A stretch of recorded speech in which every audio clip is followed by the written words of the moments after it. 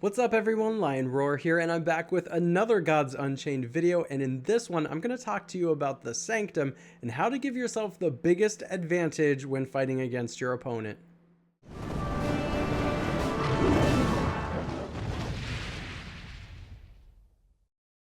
But first, join me over in Gemstone Legends.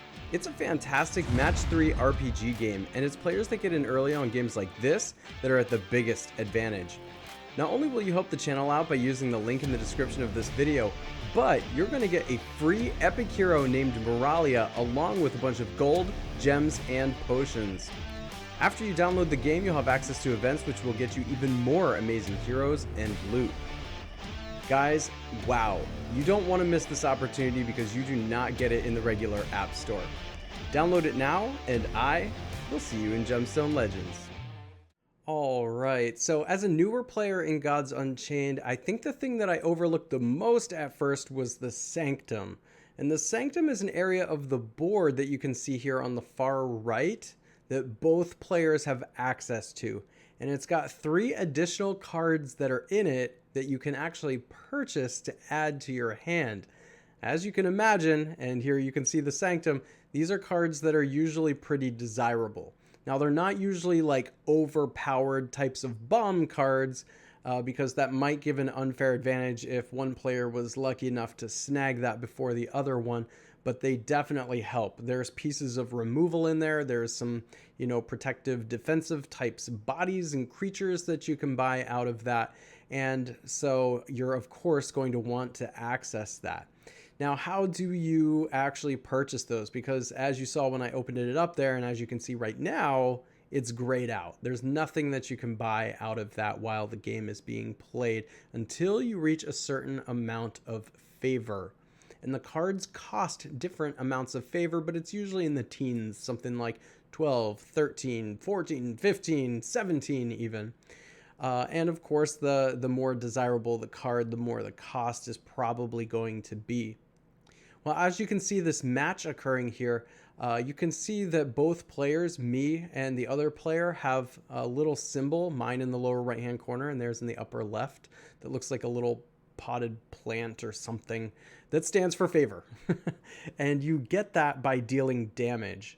So whenever you attack or deal damage on the board, there's favor that is added to your stockpile, and when you get enough of it, you can trade the favor in for other cards. So at this point in the game, you can see that I have 5 and they have 2.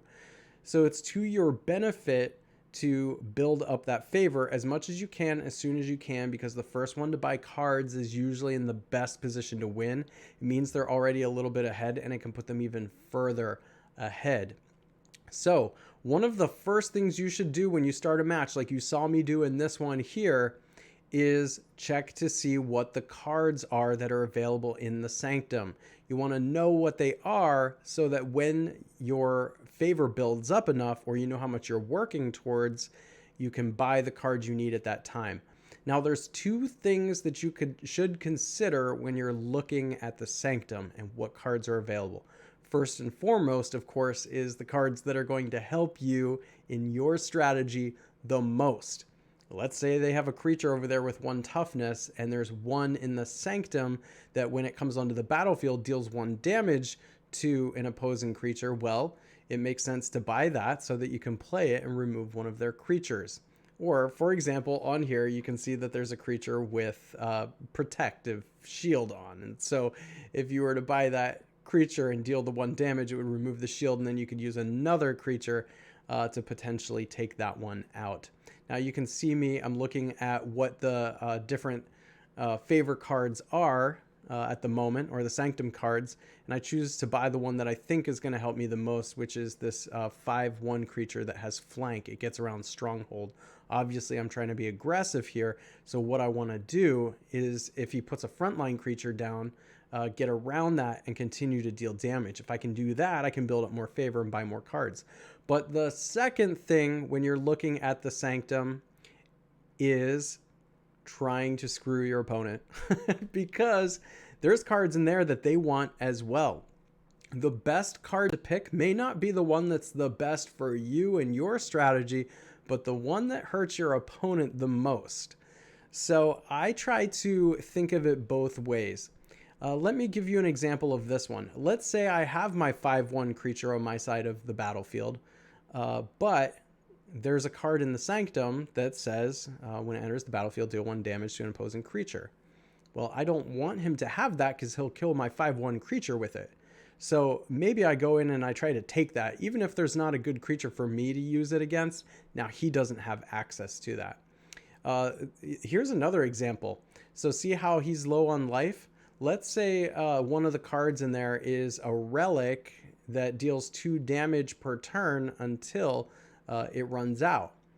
Well, he's so low on life, he definitely doesn't want me to have that. So he might buy that instead of letting me have it to try and screw me over. So those are a couple of things to consider with the Sanctum to help make you a better player.